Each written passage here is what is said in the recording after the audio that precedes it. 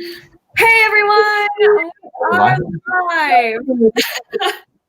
So welcome everyone to the December Shelf Space Book Club live show where Allen and I are going to be discussing Promise of Blood by Brian McClellan. Very excited because I know we both have quite a few thoughts, and I know that everyone in the chat also has some thoughts. So I feel like this is going to be a good show. Hey everyone, thanks for joining. So before we get started though, I want Allen to introduce himself. If you've been around the Discord server, you already know Allen, but I'll have you introduce yourself and then give us your top 3 favorite fantasy books or series of all time. Well, if you don't know me already, I'm Allen. My channel is the Library of Alexandria. I live in the Shelf Space Discord pretty much. But my favorite fantasy series of all time are probably, it's Discworld is one, and then most recently, the Books of Babel, the Senlin books, and then the Greatcoats are my current top 3 fantasy series. But I am also a huge fan of Flintlock Fantasy, which is what we have here. Yes, and that's awesome that you found 2 of your all-time favorites in the last year. Like 2020 was such a good year for you. It was good. It was good. Yes, Charmaine really likes your throw pillows. Throw pillows, Allen. A famous loser of the reindeer games. Hi, Andy. Thanks for joining. All right. So you won the reindeer games by a lot. If you haven't seen his victory video, definitely go check it out. It's fantastic. I have an eyewitness that said he saw people dumping Snow Miser pages into the river. I can have him film that and post it. He saw it. Eyewitness testimony. Oh my God. It's the hell. Okay. Anyways, so getting to Promise of Blood. So I want to, before we talk any spoilers, I want to hear your overall rating and just very high level thoughts, keeping it spoiler free if you can. And then if you're in the chat, leave what your rating was and what you thought of it. So me? Yep. Okay. So I ended up giving it 3 stars, and that was very close because, and I think the concept and the fact that it's Flintlock Fantasy carried it a long way for me. I think because of the setup, not the execution, I think that carried it a long way because I was telling Jessie right before we started, it's gonna sound like I hated this book. I didn't. Yeah. But I have so many problems with it. I don't think I've read a book this year that has botched the execution of a brilliant idea the way this one has. I was so infuriated in so many places. Essentially every scene that I read, I was like, this could be the coolest scene ever if anyone else wrote it. And then I was not surprised. And then I was let down. Every scene, I'm like, oh, that's significantly less good than it could have been. And I did not hate Promise of Blood.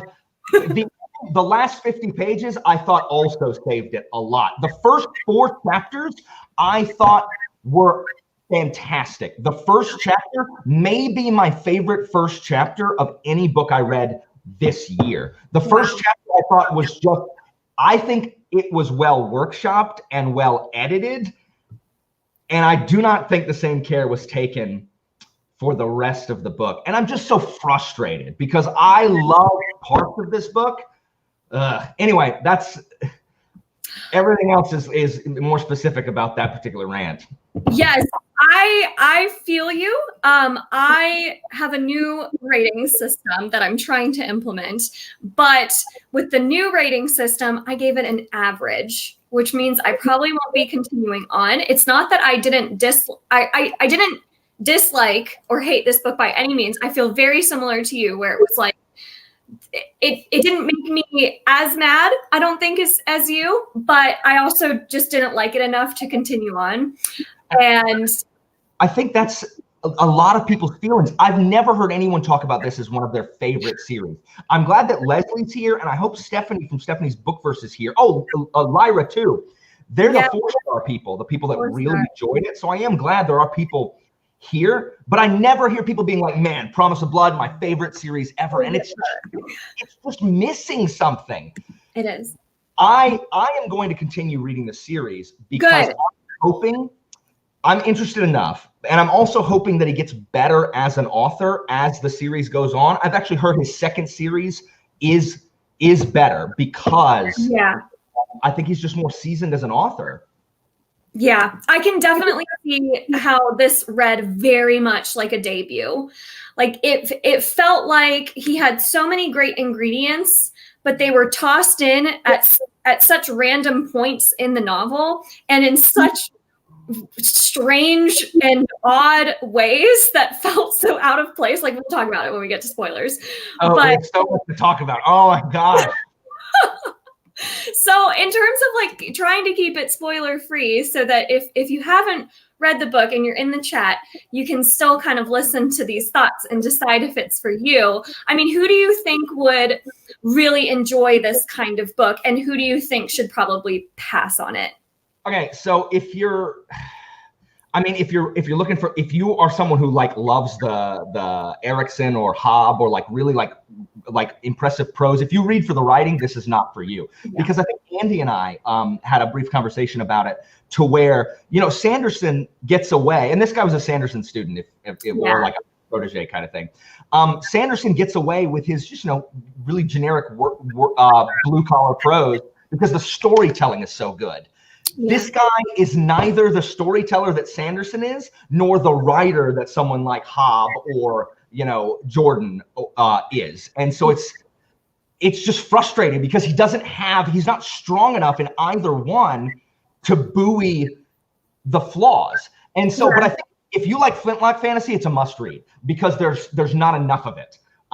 There isn't enough Flintlock fantasy, and I am a huge fan of just the kind of muskets, the magic and muskets type thing. If you like military fantasy, it's got some things to offer you here as well. If you don't like either of those two, and if you also don't like revolution and the stuff that comes with that, it's a pass. I can see it being a hard pass for a lot of people. Yeah. And I'm seeing a lot of people agree with you that they loved the beginning. And it looks like a lot of people loved the ending too. It was all the stuff in the middle. I know I saw you, Tyler, not liking it. And yes, you don't have to spoil it to talk about the first 4 chapters. The first 4 chapters are about this guy has had a coup, and he has kidnapped the king, essentially, which is like a stand-in for the Louis, 14th through 16th, the French Revolution. That's what this is based on. And they execute him, and because, you know, it's for the people. And the first 4 chapters are really about how do they solidify that power? How do they solidify to make sure their coup isn't just replaced by another king? How do they solidify it to where the people are in better shape without the king? Because that's the whole basis behind the coup, is that they're trying to improve the lives of the common man. And Charmaine is asking what Flintlock fantasy is. Yeah, I was just talking with muskets and pistols. It's kind of the like Napoleonic era technology. There are cannons, muskets, pistols, but no steam engines yet, right? Like steam is what, 18 somethings? It's the kind of that Napoleonic early 1800s tech type thing. Yeah. Yeah, and I mean, I also think that if you like magic systems and just exploring like very unique magic systems, this is a really good one to at least try, because that was something that was like my favorite part of this was the potential, not necessarily the execution of the magic system, but the potential of the magic system was so cool with this whole idea of powder mages being this select few people who have the ability to snort gunpowder and use that to like curve bullets and like aim their bullets farther than they normally could. And it was really cool. And then it offers this whole other magic system that kind of starts getting into the whole like gods walking among us type trope, that if you like that kind of thing, this also might be for you. It was just like the potential of those things was so cool. And then the execution of it just lost me. Yeah. With the magic systems, like, I think the powder mages are explained really well. And I always really liked when they would talk about like, oh, well, different powder mages have different specialty. Like Taniel, his thing is floating bullets, which is making you go far. He's not good at what his dad, Tomas, is good at, which is bouncing, which is angling. You know, you can go around a corner to sharp angle bullets. And each powder mage has like a different skill. And so I thought that was really well explained and really well done. The privileged, on the other hand, who wear gloves to channel, and each one of their fingers is one of the elements, is not explained at all what they can do. At all. Like, which of the elements is the shields? I think one time they said it was air, but why is this other mage using? And if you'll note, there were hardly any real privileged in this book. They were that, we'll get into spoilers with the other stuff, but it's just like the battles between the privileged were so like, what is happening? Like, it's just like powers being thrown about. Right. It was like powder mages were way cooler. And then the Nact, which are guys that just have like some specific ability, like Olim doesn't sleep. There's ones like, Adamat's theoretically perfect memory. So it's like these cool ideas, like when they introduced the idea of the privileged, I was like, that is so cool. Like each finger being able to control a different element, like that's something that's so cool, but it shouldn't have been in this book. It's like all these cool things, even the Nact, that was such a cool idea, but it shouldn't have been in this book. Because I feel like this book would have been much, much better if it had just focused on the powder mage and that specific magic system and really fleshed that out. And it was powder mage against powder mage instead of bringing in like the gods and it almost was like he had too many ideas. 100%. And Ramadan here is saying that we don't get the privileged explanation till book 3. Oh my God, that's a long time to wait for the explanation of essentially a lot of the main characters are using. And I completely agree in that it's too many ideas. And most people I've talked to, and that's not all, there are some who disagree, but I think most people wanted this book to be about the coup and restoring and holding and restoring. Because I thought it was interesting what kind of decisions Tomas has to make to kind of like, he has to make like really terrible, like wet work decisions to keep power and, you know, and dealing with the war and all of that's fine. But there's this secondary plot with the gods among us and like, and like, you know, these ancient sorcerers and stuff. And I'm just like, why is this here? Focus on the coup. Stop. Nobody cares. It was so And the investigation, I thought, while the investigation was not super well done, I thought the idea was really good of like, oh, what's the mystery? Which of these people is the traitor? It could have been any one of them type thing. I didn't think it was super well executed because Adamat's supposed to be the best like investigator in history. All he does is ask questions. That's it. Like, where's the Sherlock Holmes stuff? He just goes to people's houses and says, hey, was it you? And they're like, no, it wasn't me. Done. Like, way to go, Sherlock. Thanks. So I'm going to try to get you on the chat here. So Joanna's asking, Alan, this is a good video idea. Could you do a video with Flintlock recommendations? Yeah, I told her I would. There's a couple more that I want to read. Like Kevin the Undying gave us some really good suggestions on ones that I hadn't even heard of. Awesome. So I've got a couple coming in. And I think after I read those, I will have read pretty much the canon of Flintlock fantasy. It's not a huge subgenre. And after that, I think I could do that. A big one is the Shadow Campaigns. That's probably my favorite one by Django Wexler. It's really good. It's super good. All right, let's see. Angela really liked the setting and the gunpowder part of the magic system. Yeah. Let's see. I honestly forgot the privilege existed until everyone started asking about them. Yes. I totally forgot each finger represented something different. I just wrote it up. And it was mentioned at the very beginning when they first and then don't really talk about it again. They say that Bo's element is air, and that's it. And they don't, I don't know. Yes, privileged part of the Majesty is along with the That God. is where it faltered the most. The knack is cool too. The knacks were fine. Yep. How should I write privileged fighting? They twiddle their fingers in the air, pretty much. Like the privileged battles were just not well. I agree with you, Lyra. I agree that Tomas and Adamat were my favorite sections. It's the stuff with Taniel and that other, and the just that, like, I don't care. Go back to the revolution. I don't care. Yes. Yay. Yeah. The focus of the book was just all over the place. Yep. It should have focused on the coup. Yep. I thought it was funny how he described every single male as having a beard. Yeah. They like their beards in this world.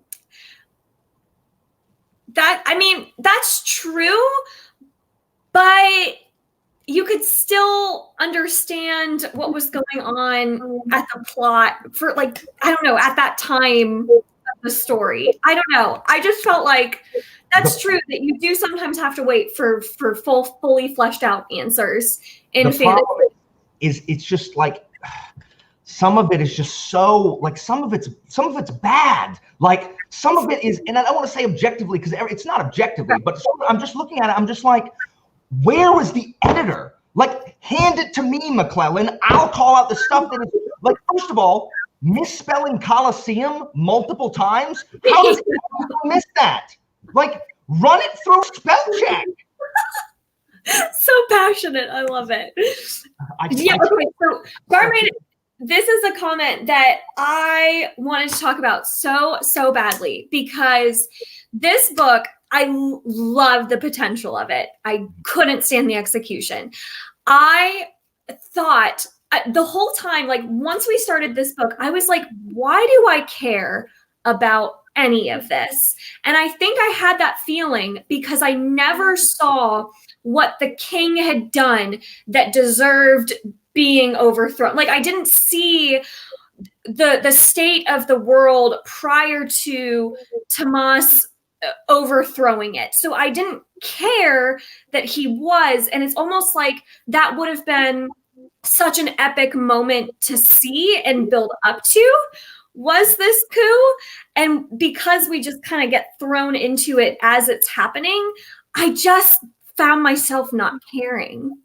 See, I was totally fine with the coup starting. I love the first chapter, but what you're saying could have also been filled in later. The problem is there's no world building. At no point did we ever see how the citizenry of Adar feels about the coup.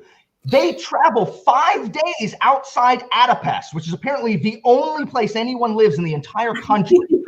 We did not once. And again, I don't like, okay, so in book 1 of Game of Thrones, Catelyn makes the trip from Winterfell to King's Landing in a single chapter. In book 4 and 5, it takes an entire book for someone to get from there to King's Landing.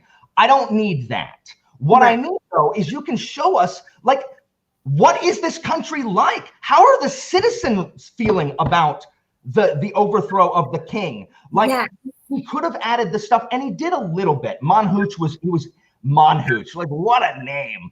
Monhooch was like spending all, like, going into debt with Kez and was about to sell them to the Accords. So he did a little bit of that, but we didn't ever see anything from the ground level. Like, yes, I guess they were fighting in the streets again, like they dragged the dragoons down. I do get that. But I think we needed a little more. Like, there would have been more at stake if we understood, like it's under, like, we're supposed to take for granted that Tomas is doing the right thing. Exactly. That was my biggest thing, was I didn't care about Tomas because I didn't know if he was truly the good guy and if he was doing the right thing for the people, because we never saw what the people thought of it or what they lived like prior to him. It was just, I don't know. So I just didn't care. But I can, yes, like it could have been told, like it didn't necessarily have to start before the coup, but we could have seen flashes of it. Oh yeah, I would have fine with flashbacks. I'm not someone who hates flashbacks in books.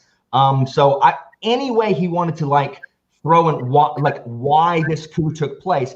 And yeah, we get a little bit of it every time Adamat is interviewing people. It's like, well, did you do it? No. And here's why. Because the king did this. This is why I was part of the coup or whatever. Yes. Yes. You need to read, Jai, I love this comment because I couldn't agree more. You have to read The First Law, Allen. It's sloppy. Like, if I can use a word, it's sloppy. Like, Tomas is my favorite character as well, Christy. Okay, Pitt is a terrible curse. Like, okay, I don't like these fake curses. I am okay with it in Foundry Side where they use scrumming because it's not the only curse word in the world. Like, they use scrumming, but when they feel the need to say other things, they say other things. Like, Pit, like, it just means hell. Like, just say hell. That's what you mean. Like, stop. It's so bad. This doesn't bother me. Like, fake curse words don't bother me, but I think it's hilarious seeing how upset people get about the fake curse words. Oh my goodness. Stephanie, I didn't feel like he was supposed to be the most amazing investigator as an Adamat. Okay. He was just recommended, and Tomas felt like he could trust him. Yeah. I don't know why he was recommended, by who and why and for what purpose. He's supposed to have his knack is a photographic memory. Right. But he didn't use it all that much. And there seemed to be a whole lot he didn't know. Like, he's like, oh, is that how sorcery works? It's like, dude, like, how long were you a cop living in this world that you don't know how privileged sorcery works? Like, hey, McClellan, thanks for the info drop. But it's just like, come on. Like, I didn't buy Adamat as this. Now, I liked him. He was my second favorite character after Tomas. I just didn't buy that he was this, hyper intelligent, can't forget anything cop, really. Yeah. Carrie mentioned a good point that if you did enjoy the gods part of this book, the gods among us trope in this book, I think that you would really enjoy like the ending and the shift in focus. That's not something that I personally enjoyed just because I felt like what in the world does this have to do with Tomas and the powder mages and the investigation and everything else of the coup? But if you did like that shift in focus, I do think that that's such a cool idea. Yeah, if you like that part, I think your enjoyment of this book largely depends on did you enjoy that section of it. Yeah. I have so many notes. Like, oh god, I think we've pretty much said all we can say that is spoiler free to an extent. So I think we can go ahead and say that if you haven't read this book and you're interested in trying a Flintlock fantasy that you may like. It has some really cool ideas that you may really like the execution of. Then definitely give it a try. But at this point, we are going to go into spoilers. So I would say if you like this book, then you're probably okay for other Flintlock fantasies like Shadow Campaigns, which has similar ideas, but I think it's just executed better by Django Wexler. The first book's called 1,000 Names. But yeah. Yeah, so jumping into spoilers now. So now you can say whatever you want to say. And I really want to talk about characters because for some reason, not one character connected for me in this book. And I would be really interested to hear your take on, I think Tomas was probably the most interesting. For me, it's Tomas and Adamat, and I'm just pronouncing it various. And not because Tomas and Adamat fit tropes and archetypes that I like. Revolutionary military commander and investigator, and I like those tropes. So they were bound to be my favorite. Yeah. I don't think I don't think the character work is super deep in here. That's not. It's worse in others. It's worse in some cases than others. Can we all say that Taniel is the worst character in this book? Is there anyone in the chat who liked Taniel? Speak now, please. Anybody? I'm curious. Yes. Speak now. Nobody cares about Taniel. He's the worst. Ka Pol is one of the more interesting. Pol is one of the more interesting characters in this book. There were so many. Like it was. Of course, you did, Leslie. It was as if. So I also very much like if I had to wager, McClellan did. I also grew up playing Dungeons and Dragons and playing JRPGs, and so I know what like really archetypal, stereotypical, completely like just tropey villains or characters sound like. And that's what so many of these guys were. Like the church was just like, this is random evil church. It was so generic. Right. And the priest, and I'm just like so many of these characters were just like Julene, for the love of humanity. Julene being like, I'm an insane person that kills everybody. And Taniel being like, I mean, at least he tried to give Taniel depth, but like, what was the point of, what was her name, Vlora? I hope she gets more action in the next 2 books, because what was her purpose? What was the point of showing that they were engaged? And then like at the beginning, I'm like, oh, this is uncomfortable. Tomas is having to like walk the line between the two of them. And then all of a sudden, like, never heard about it again. Right. It's so much of that. And it was just like the way the characters were introduced as well. Like Mihaly, right? I feel like that might be, I don't know how to say his name, so I'm saying it the best I can. Mihaly. That's what I say. I feel like that could be like a fan favorite character. And it was definitely like a very interesting character for me. I really liked finding out about him because of the whole gods walking among us. But it was so random. It was like, here's your new chef. And it was like, why do we care about the chef all of a sudden? And then it was like, oh, the chef's a god. And you're like, wait, what does this have to do with anything? It was like the way things were introduced. I was so confused. Anyone who's played Final Fantasy IX, this is what I picture when we're talking about Mihaly. So all I could picture was Quinn, the chef that eats everything from freaking Final Fantasy IX. That's it. If you haven't played that game, you have no idea what I'm talking about. That's all I could picture. Yes, you're so right, Jesse. It's like everything. Every time I read something, I'm like, man, I wish anybody besides this guy had written it. Because I was just like, I'm just so frustrated about. If there are too many ideas, we discussed this in the non-spoiler, there's too many ideas at play. And maybe he's trying to flesh them out in the later books. Maybe that was the plan all along, and that's fine. But then you run into the problem that Sebastian de Castell ran into with the first Greycoats book, in that there's a lot of Deus Ex Machina in that first book that are later explained in the later books, but you risk ticking everybody off in this first book and no one's going to read the other ones. And so maybe that's at play here. It's just kind of, Angela right now is asking about Neela and Jacob.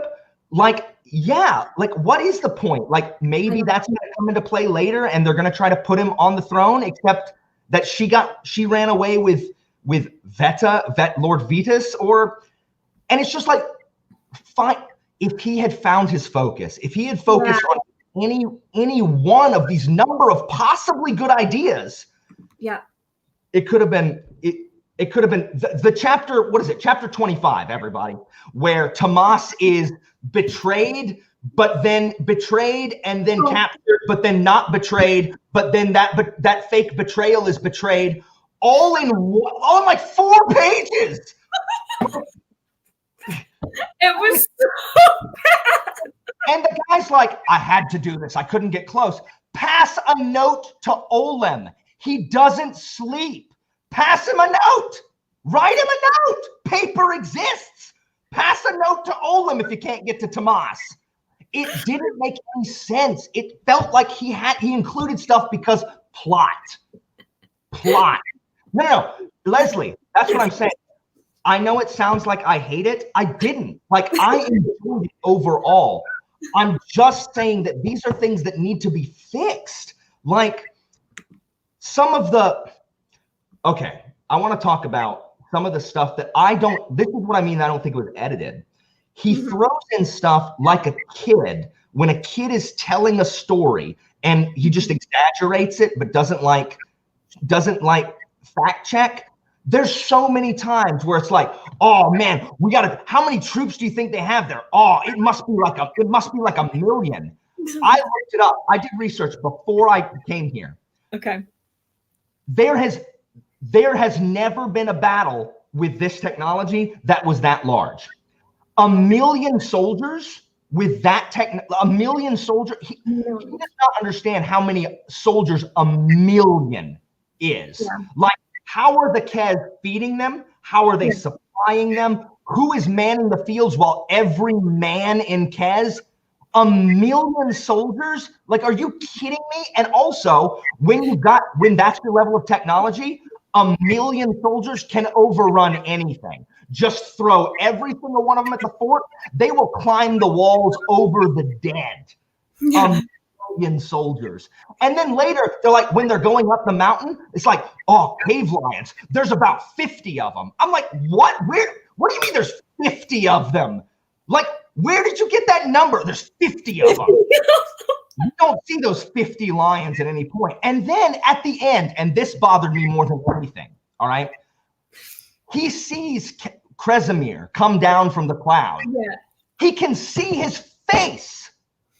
He's like, oh, I can see his cloud 6 miles away.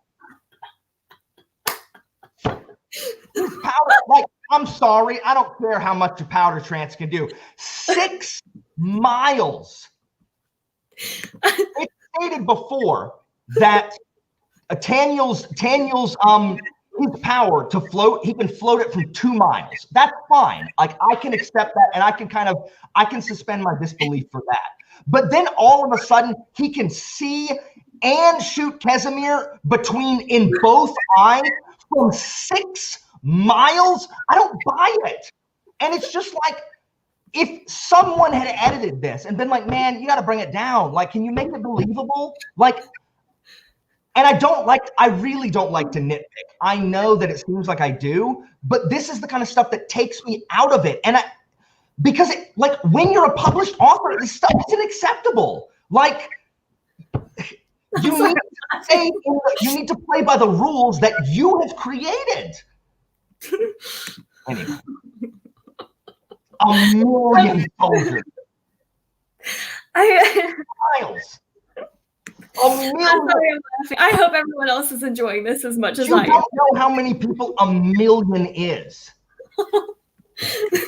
So, okay. So here's the thing. I love this so much. This is the best. I think there's a lot in fantasy when you have series and you have the first book in a series, there's a lot that gets excused because it's set up for the rest of the series, right?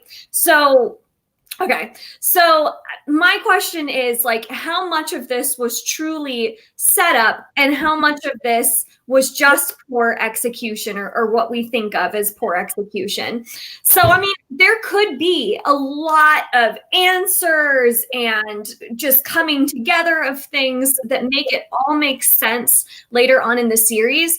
My problem with this particular book and how it started off the series was it didn't make me care enough about any of the characters, and it didn't have what felt like a cohesive arc to this one novel where, like, I felt like I knew enough about what was going on and I felt like I got like a story out of it. I didn't feel like I really got a story out of this. And it's like, I'm going to compare it to Sanderson, since he's a student of Sanderson here for just a second. Mistborn is one of his first, it's not his debut, but it was one of his first major series that he published. Mistborn can stand on its own so well, and I think builds up characters to where you can care about them without having to have all of the answers. So, and you get a complete story, a complete arc. So that's my thing, is like, even though you can excuse a lot of this as setup, I just didn't find myself caring. I just didn't care about any of the characters. I didn't care how it was going to come together because I didn't feel like I got anything out of this debut. So that, I think that's my thing. It's like, you have to like hook a reader. You still have to like hook them with something to make them care to continue on and figure it all out. Yeah, I think, I mean, you're absolutely right. I think if you're not a fan of the plot of what's going on, like if this doesn't strike something in you, just like you want to see how this coup is going to play out, because I do. I still want to come, despite everything I just said, I still want to continue. And Rajathan, he just said that most things are explained, which is good to know. That's what I tell people when they're like, "Oh, Traitor's Blade." I'm like, just read the other ones. And so I'm going to read the other ones, but the character work isn't. I don't think it is good enough to make someone who doesn't care. If you already care, I think there is enough for you to care about people like Tomas. Like, I was invested in Tomas's storyline and Adamet's storyline. I was not invested in Taniel. I did not give two craps if he was killed. It was my hope that he was killed. So yeah, there just isn't enough there, because even like there's no character defining moments. Like they're not introspective enough. He wasted most of the character page time by talking about how many women each of the men sleep with. That was the majority of our characterization. All of the priests and all of the wizards have harems, and Tomas slept with Julene. And like, I don't care, man. Like, I don't care. Like, move on. Like, tell us if that's going to be a thing. Tell us why. Like, make it more than just like, oh, like look at how much sex these guys are getting. I don't care. And so, we just like I thought Tomas was the most well realized character in.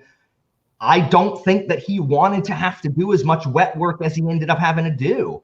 I think he wanted a revolution without having to send assassins after people. Right. It was never really explained why the butchers turned on them. Like, nothing was really very well realized. Right. And that's everything. I felt like I was reading a skeletal draft that needed to go through people's hands so people could be like, hey, you have too many ideas. This is a cool idea. Can we flesh this out? This doesn't make any sense unless you flesh this out as well. And that's what I felt the whole time I was reading it. And I've got to read this because the dialogue is not good. Like, oh my goodness. I saved this right here. Like, I post this in the chat. What are you focusing on, camera? What are you focusing this is? Like, what even are you focusing on? Piece of crap webcam? Whatever. Right. Like, hold on. Dell frowned up at the sky. There is a Colosseum there, built by Kresimir. It helps focus sorcery. I think that is the most likely place. Yeah, it's like, how do you know that? Like it's just so stilted. I posted a video of, if anybody played Resident Evil 1 on the original PlayStation, you know about the joke with Jill. Here is a lockpick. It is right that you, the master of unlocking, should take it with you. Like, that's what it feels like. It's like, this is not.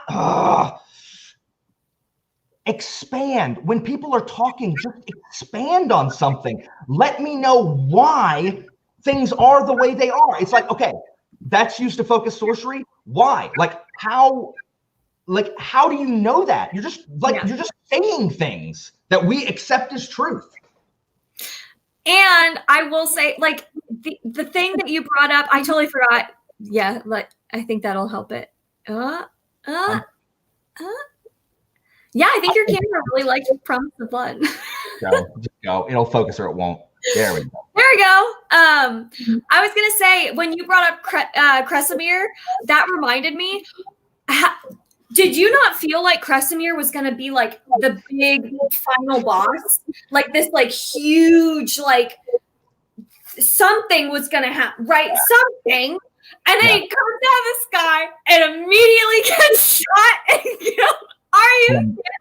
From 6 miles away. 6 miles. But two things about that. One, like I did expect that, and so I'm not super. I don't super hate that my expectations were subverted there. Two, they did say that he's not dead because you can't say God. So I anticipate Kresimir coming back later. Yes.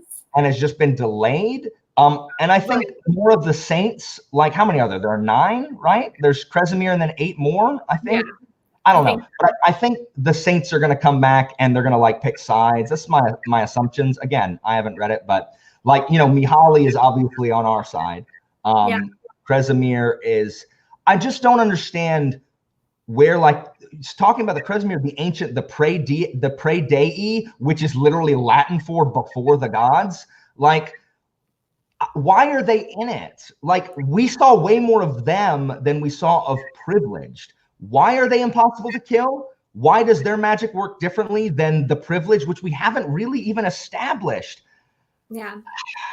And I think all of that is going to get answered, right? Like that stuff, like it's okay that we have questions. It's okay that we don't have all of the answers to how the privileged work and how this magic system is going to be fleshed out, I assume.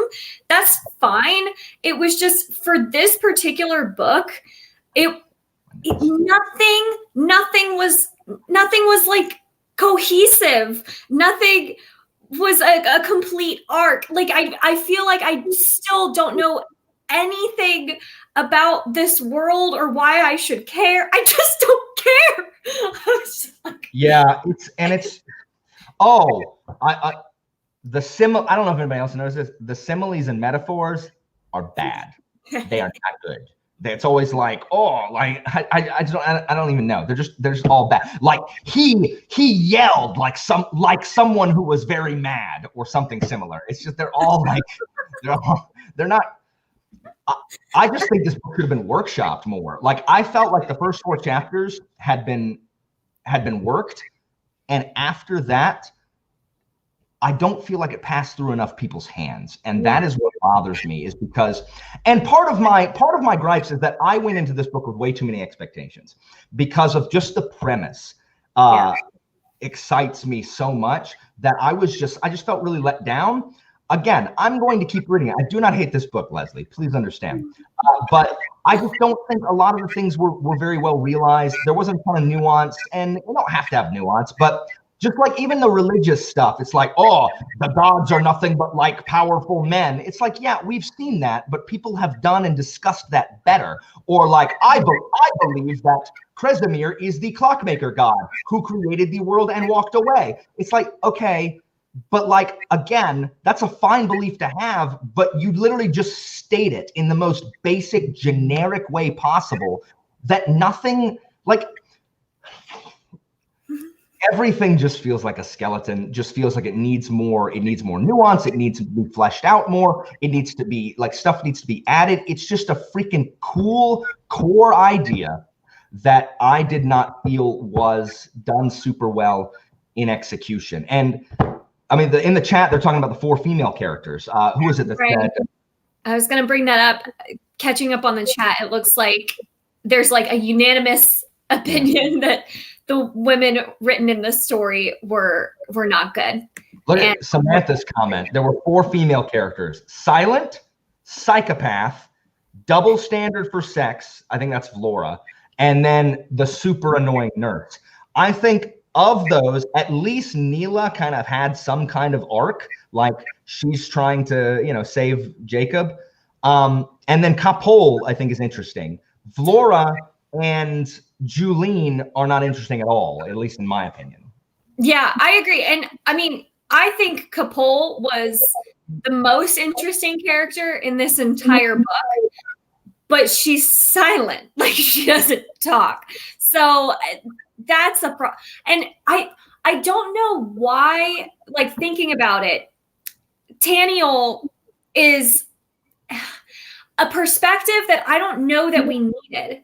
We could have very easily, I think, replaced his perspective. I think someone said this earlier in the chat, that replaced his perspective with Capul's and use that as a way to track Taniel's storyline and introduce more of the magic system with more knowledge about it, because Taniel doesn't seem to know anything about it. And Capul is so intrigued. Like, Taniel felt the whole thing with him being sent to kill Bo and then deciding I'm not going to kill Bo was so unclear to me why that happened and like what the point was.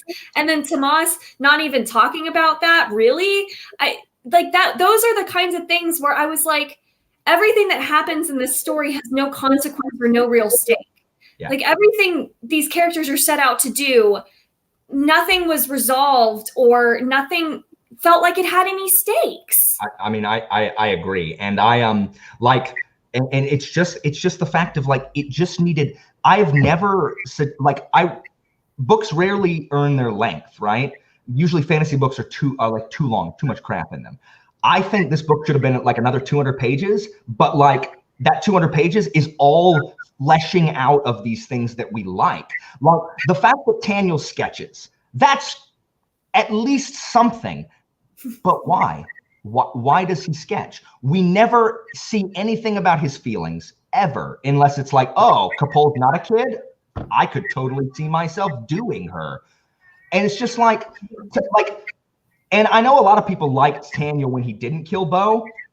Did anyone think he was going to? Like, did anyone really believe he was going to go kill Bo? I thought I would have been much more interested if he actually went through with it, because then at least like, oh crap, like they're having to make some tough decisions. And then after Tomas finds out, he's like, I get it. He might come for me someday. I get it. I don't. Also, spell Geas right. You don't spell Geas Gaes. Spell it right. I'm sorry, I forgot about that. Every time I saw it, I'm like, what is a guy? A goddess? Guy? Geas.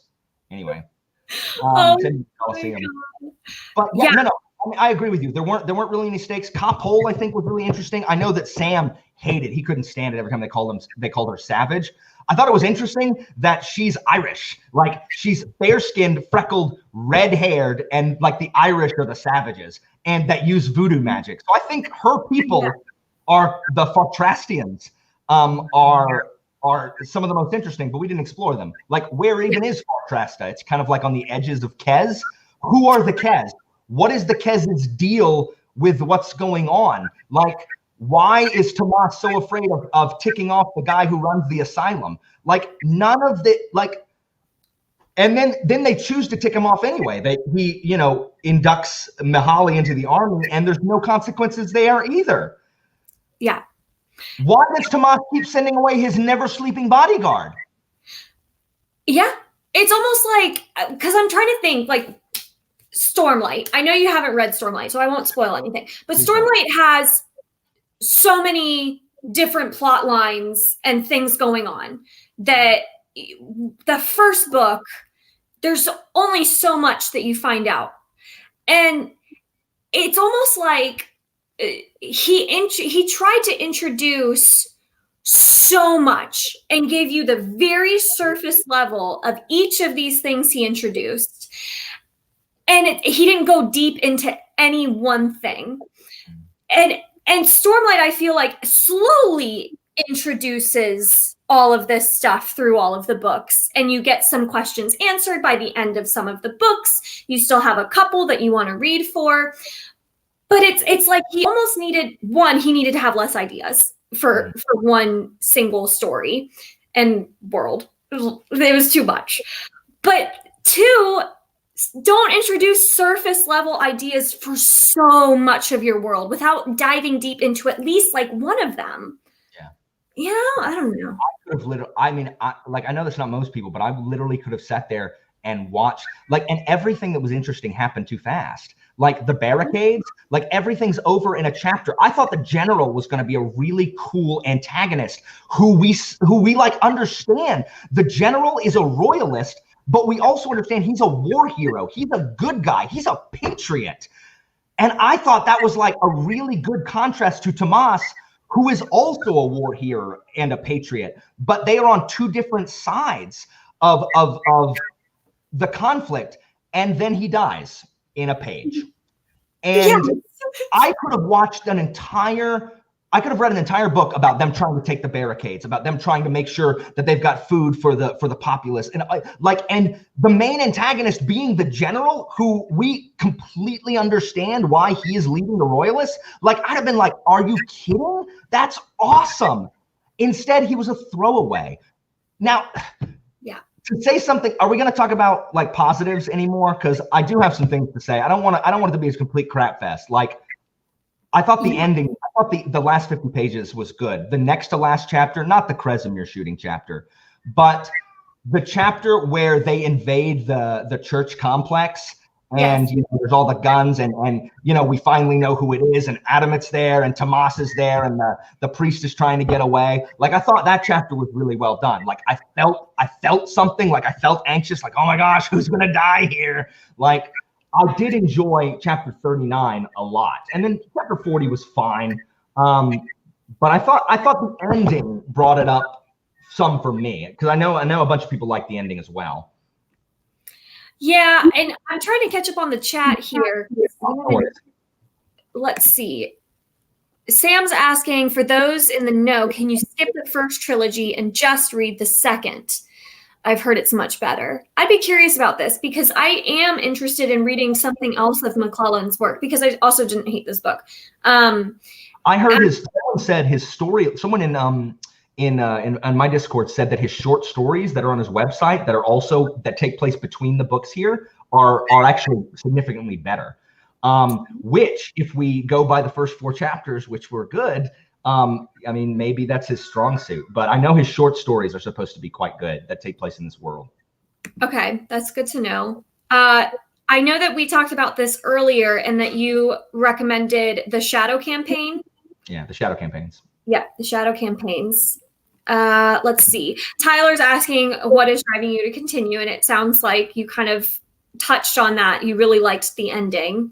And I like Tomas and Adamant, and I like the setting. Like the setting, it Flintlock fantasy, and this fighting wars and trying to hold a city, like that stuff just appeals to me. So I can bumble through, and I don't think that this series is going to be my favorite, but I didn't hate Promise of Blood. Like, I didn't like picking it up. I wasn't like, ugh, I got to read this book. I was reading it and was just like, what is your deal, McClellan? What are you doing? But I mean, I still read it and wanted to know how it ended. And so that's what's driving me to continue, and especially the fact, Tyler, that I want to read his second series, and I don't read things out of order. I just don't. So even if you can read it without reading the first series, I want to get to that second series, which I have heard pretty much unanimously is a better trilogy. Yeah. Joanna's asking a good question, because I also didn't really understand this. With Mila, I never got what her plan was. She was going to kidnap the heir from some of the most powerful people. How and then what? Why not reflect on whether the heir would be safer at a farm? I also didn't really understand why this is my problem with the whole book. I just didn't understand why any of the things were happening. But yeah, I'd be curious if anyone knows her motivation for her plan, or what her plan was. Her plan was, well, I mean, we don't even know if there are farms outside of Adapest, because we saw literally nothing of the surrounding environment outside of the city. Like, look at the map. It's a huge country. And they traveled from Adapest to the freaking mountain twice, and we didn't hear anything about the countryside. I'm sorry, but like, revolution, like that crap goes outward. Like, ugh.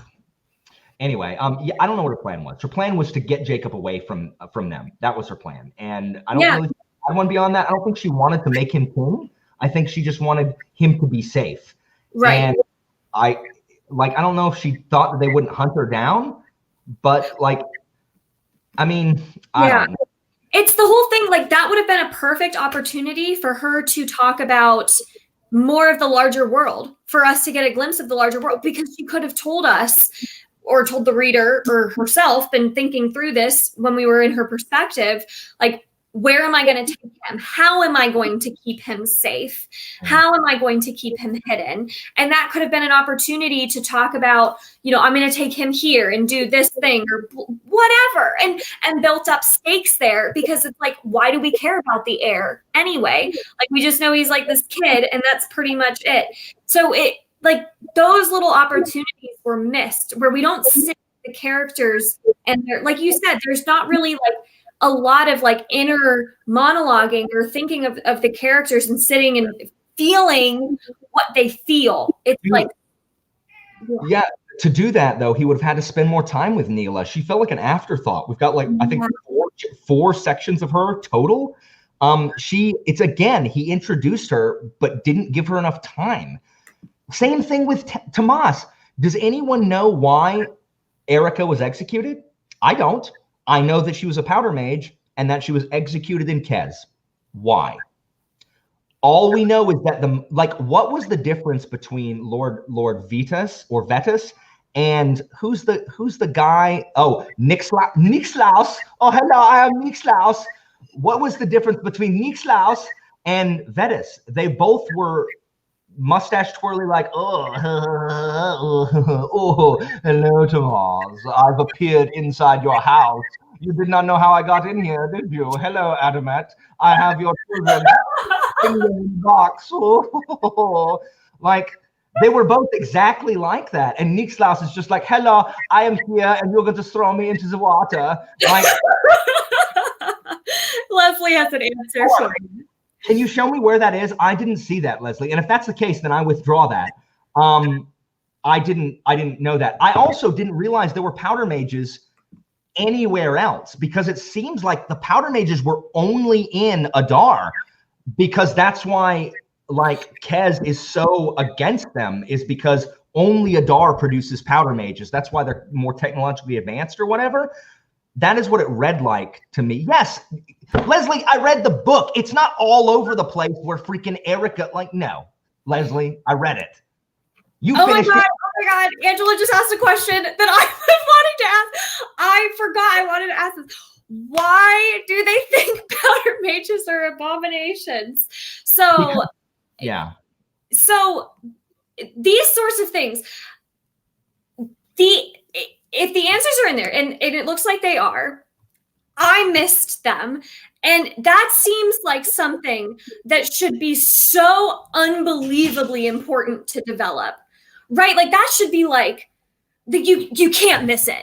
Like, you can't miss why Erica was executed, or you can't miss why the powder mages are abominations, because it's so like, this is so central to the plot. And I kept missing these things because my mind kept wandering while I was reading it, because I just didn't know why I was supposed to care about anything. Yeah, so, and if that's Tomas's primary motivation, which it is, that's why he refuses to negotiate with Kez, really. But I mean, even like, it's just not consistent. When Tomas threw Nixlaus into the water, I'm like, dude, like, you have literally murdered people. Like, you've murdered civilians and like innocent people who didn't deserve it. And you have done so much to make sure that this like republic stays in power, and then you lose it and toss the diplomat into the water. It's just like either you're gonna make the hard choice or you're not. Like, I just didn't buy it. It just seemed like it was so like, am I watching a cartoon? Like, ugh, I didn't like that at all. But I agree with you. Like, if that's his primary motivation, like, it needed to be a bigger deal that that Erica was like executed, that Nixlaus was the one that did it. Why was it done? Because it may have been in there, but it was not super obvious. I'm assuming that they're called abominations because they counteract the privileges, because privileges are immune to gunpowder. So I'm assuming that because they're born kind of anathema to privilege, and I guess privileged are the chosen ones. I don't really know why they're abominations. I guess they are to privileged and only to privileged, but abomination is generally like a church term. Like it's usually the church that being like, you're anathema to Kresimir and the Kresimir church. I don't really get a lot of that. And again, it's important to note that any number of these things would have been fine on their own. Like there's no perfect book. I understand that. It's just little things that mounted up to be like, man, like, come on, buddy. Like, come on, man. So I don't know why it was not more fleshed out, like the privilege, this conflict between the privilege and the powder mage. I thought the fact that gold is anathema to the powder mages is super cool. But in the chapters, like, it's just stuff like the surgeon says, absolutely not. You cannot have that surgery. It could kill you. By the end of the chapter, he's like, oh, you definitely need to have that surgery. That happened. It's just like the betrayal chapter. Stuff happened like that too much. And it was just like having the stakes built up where Taniel would have to kill his best friend, Bo. It was powder mages being allergic to gold and then having the gold in his leg and not being able to use his power. Oh my God, the stakes are so high. Cool. But we're going to reverse it in one chapter. Yes. I thought it was like, I did not like the fact that Tomas had gold in him. I'm like, no, I love Tomas. But I thought it was going to be cool how he was going to have to deal with the fact that he doesn't have his powers anymore. Right. He's going to have to rely on just his soldiering ability. And it was gone like that. And there were no effects other than, oh, I have a cane that only hinders me when it needs to. Like I can still run and chase this dude down. Yeah, he was still fighting by the end, and it was like, oh, that's fine. We acknowledge the fact that when he and Olim had that pack of powder and the pack of bullets, and he threw it up in the air and blew everybody up, like bullet here, that was so cool. That was such a cool moment, just like because you can see just that's the anime stuff right there. I'm like, yes, that was so cool. And why I say that I wish we had just had that magic system in this book. I wish we had just had powder mages and none of the like elemental privileged magic at all, because when we did get the magic for the powder mages, it was so cool. Yeah. And the red stripe bullets that shoot through privileged powers or privileged shields, and who is it saying? Angela's saying why didn't they do more with gold? Like why is every bullet with gold? Like why is every one of their weapons not like gold laced? Apparently Kent is so rich that it can field 1 million men, so they've clearly got enough gold to put in their weaponry or whatever, or just dump gold flakes in the Adar water system. Done. Yeah, give them all some gold schlager. Yeah, I don't know. I was just frustrated by the execution. There were some things I really liked, did we talk about Copole? Like I think that was most people's favorite. Like Copole is. I wish we got perspective. I did see someone say in the chat that she's going to get more in future books. Yeah, but that's all. She was the most interesting character, and Charmaine's talking about wardens. Okay, so this is Brian McClellan being like, hey, so y'all remember the Inquisitors in Mistborn? Yeah, I have those too. They're called wardens. They make no sense, but they're just supposed to be these big bads. Like, again, another thing that's like shoehorned in there. We're told that they're twisted by magic, the privileged shape. Why? Why is that allowed? How does that happen? Like, and they're not unbeatable enough to give them Inquisitor status in Mistborn. Yeah. So they're just big guys that are hard to kill, except that the 50 cave lions have no problem ripping them apart. It was another thing that didn't work. And all of a sudden there's wardens everywhere. It's just so, I wish it had been different. I just wish, and I'm hoping by the end of the series, after I read, I won't be able to get to book 2 till like April or something, but I'm hoping that by the end of exactly, Angela. By the end of the series, I'll be able to be like, you know what? first book's a little rough, guys. Carry on through the series, and it was enjoyable. Like, I'm hoping I can land it at like a 3.5, 4-star series, which is something that I can like actively recommend to people.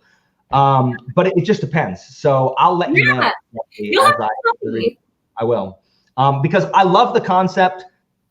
I just didn't like a lot of the execution. And I'm glad that there's people like Leslie and Lyra and Stephanie who really enjoyed it. That's awesome. I'm hoping that I can feel that way about the next book. But there's just too much that I was just like, what are you doing? What are you doing? I can attest. I know Alan really wanted people to enjoy this pick for Shelf Space. So I think the fact that we do have the people who did enjoy it is like, yay. We're so happy you did because we really wanted people to enjoy it. I hope that I pick a book no one likes. Like, it's like, dang, at least we're not at City We Became territory where everyone. Yeah. So you'll have to tell me how the future books go. So I won't get rid of this book yet because I also really like overall, like just ending it here because I think we've kind of hit on everything we wanted to hit on. But I really like the magic system and the powder mages. I think that is such a cool concept. I think that that's had a lot of really cool ideas. I just wasn't crazy about how much focus it seemed to lose kind of very, very early on in the book. It wasn't even like halfway it lost focus. It was like very early on, like totally lost focus. It is important to say because someone said it was a fun book. I think that's correct. And someone in the Promise of Blood chat in the Discord that as someone who was, it was Lyra. She said because she is relatively new to fantasy and doesn't have all of these other things under her belt to compare it to, that she enjoyed it way more. And I think that might actually be a case for someone. So someone who's like new to fantasy might enjoy this because they don't have all these other like, well, I've seen that was done better over here. I've seen that was done better over here. So I think that is a good thing to say is that, because it is fun. It is fun. And it's very fast paced. Yes, that's true. It's very fast paced. I would definitely say it's more plot driven. So it's just constant plot and twists. So it is fun. It is a fun book. So you'll have to tell me how you enjoy the rest of the series, and if it gets better, then I might end up continuing on, even though I don't plan to at the moment. I'll let you know. Yeah. So thank you so much, Alan, for joining for December's book club pick. This ended up being, I think, a really good one because I've been wanting to read it for a very long time now, and it's a genre I want to get more into. So definitely thank you all so much for joining. If you joined the chat, I'm going to leave links to Alan's channel down below in the description box. So thanks, Alan, for a very fun live show because I laughed a lot. A million. 6 miles. That breaks credulity. Like, you cannot see something 6 miles. You can't see the smile on someone's face from 6 miles away. Not with the best sniper scope. Like, you can't. Oh my God. You guys, we have so much good new GIF material. I love it.